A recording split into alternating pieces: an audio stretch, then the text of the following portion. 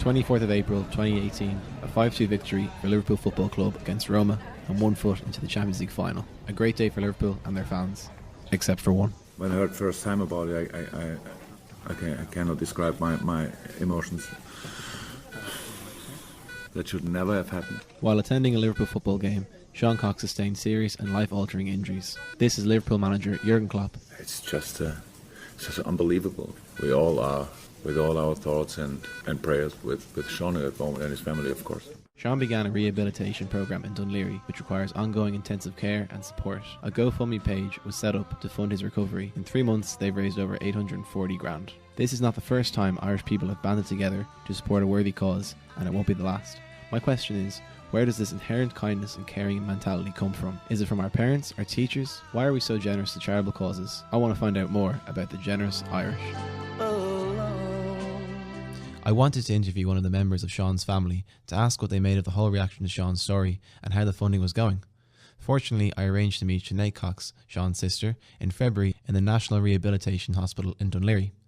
I first asked how Sean was doing. Yeah, look, when this all happened first, we weren't given very positive news, and it was all very doom and gloom, to be honest with you. And to think where we are today with Sean, to where we were when it happened, Sean is doing really well. And that's with all the hard work of, people in the MRH. And all his therapy sessions and this constant rehabilitation that he's getting here. It's like starting from the beginning, I suppose, with him. He can't talk at the moment very well. He has what's called dyspraxia, so when he wants to say something to you, it kind of breaks down before he gets to say the sentence, and it's frustrating for him, because he really wants to kind of get across how he's feeling. So we've other ways of communication with him, but having said that, he can still say certain things and it will come out randomly for him, and he's actually gone from using a feed tube to get his nutrition to actually feeding now with soft foods, so that's all those things put together is massive, from where we were. So it's slow, but there's definite progress with him, which is fantastic. It's obviously there's a long way to go, but he's come a long way. So, yeah, but he's like, he's getting there with different things, and it's lovely to be able to see him kind of express his emotions with you as well, and a sense of humour is still there, so we tell jokes and he'd be laughing with you, and he can understand what you're saying, at times as well, which is nice to see, Many fundraisers have been set up to raise money for Sean.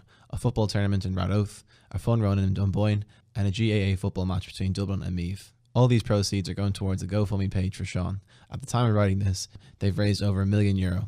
I asked Sinead whose idea was to set up the GoFundMe page. So initially, after the attack, there was a GoFundMe page set up from a guy called McCarthy from the Irish Liverpool Reds group,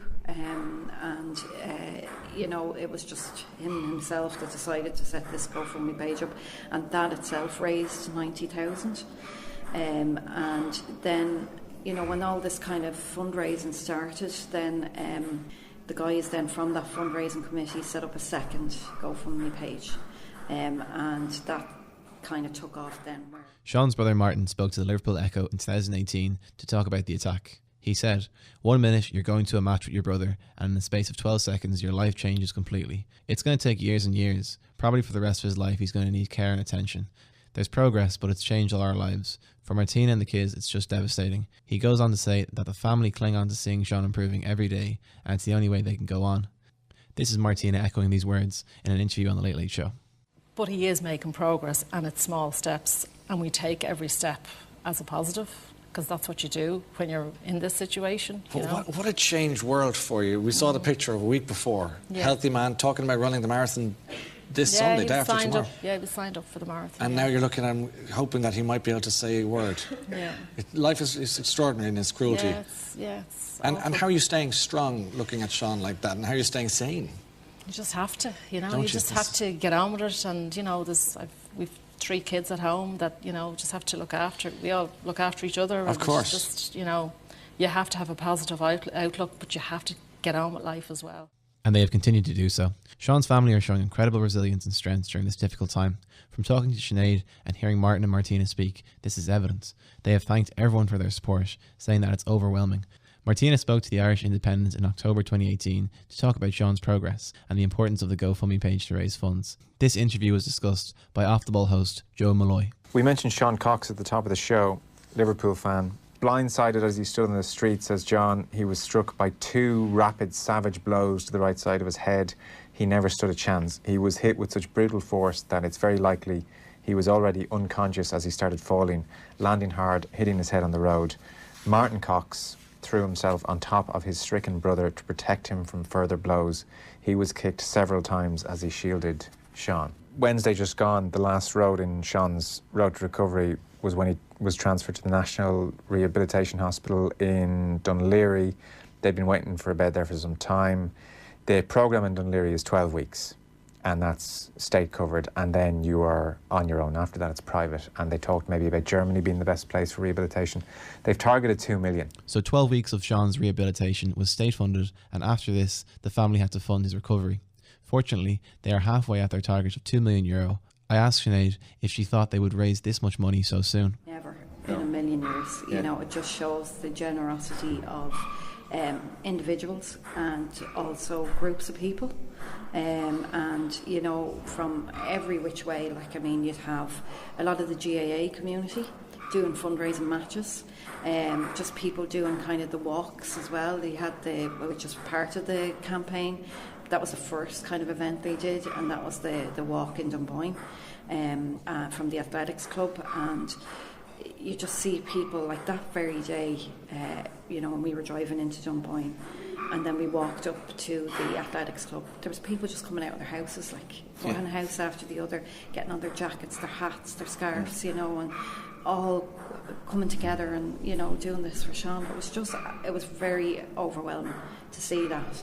And then from that then, you know, people that wouldn't even know Sean, like other groups, there was the Sixes for Sean in Rathote. These guys don't know Sean, but they just wanted to do something for him, and they put so much work and effort into, you know, getting this. And a big auction they did as well with different things that they, you know, from I suppose football clubs, you know, they tickets for matches, different stuff that they sourced, you know, for this auction, and like all these people just coming together.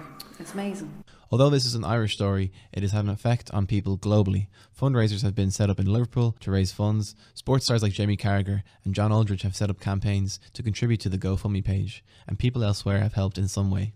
Around the world as well. Yeah, I mean, you know, I've seen pictures of guys in Canada, and they were like a Liverpool community, and they did their own fundraising over there, and they put it into the GoFundMe page, took a picture of them all together. Australia as well. I mean, it's just phenomenal, like, you know, that you see that kind of generosity out there.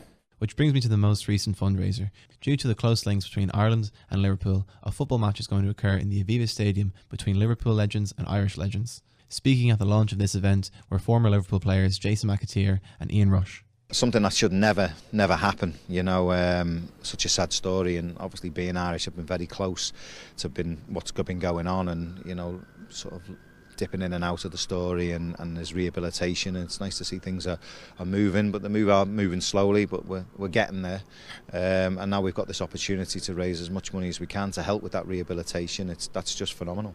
The club's steeped in Irish history, isn't it? We've had some great players play for both, and you know, it'd be nice to see some of them run out. Phil Babb's going to run out, John Aldridge, there's myself, so yeah, there's a nice you know, blend between the two, and I just think the most important thing is we get people here, you know, bums on seats, and raise as much money as we can. When you come to Ireland, you know, you can think you're in Liverpool, and when you're in Liverpool, all you can hear is Irish voices. So yeah, there is a connection there now, and we've got to get together on that night, and we can do some kind of pitch. But the most important thing is the atmosphere and what they can do, the fans watching the game.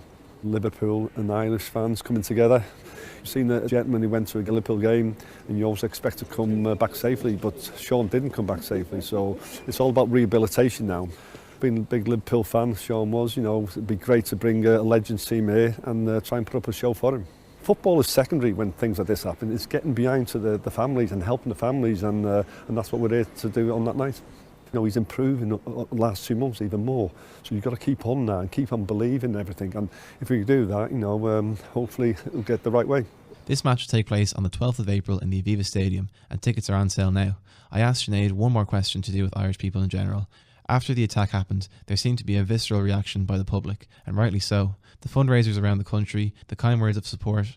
Well-known sports people are doing what they can to raise money, and the story has found its way in other corners of the world.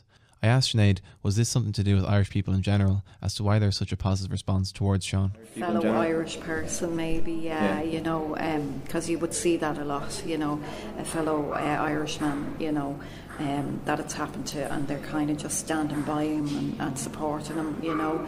I think over the years, I think we're known for our generosity, aren't we, and our kindness, and you know, we're just kind of that, we give that kind of, I don't know, you know, rapport over to other people, that we're, you know, we're kind and caring and welcoming people, you know. And I think in general, from my experience of Irish people, that's, in the grand scheme of things, we are, you know. You can see that in other people, you know, that we care, you know. And because this is another Irish person, I think maybe that's kind of spread out through Ireland, you know, that they want to help. Yeah, so definitely we are.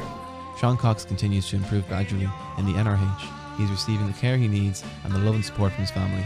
From the first GoFundMe page to the match at the Aviva, hopefully the enduring support from the Irish people and elsewhere around the world will carry on and help him recover as much as possible.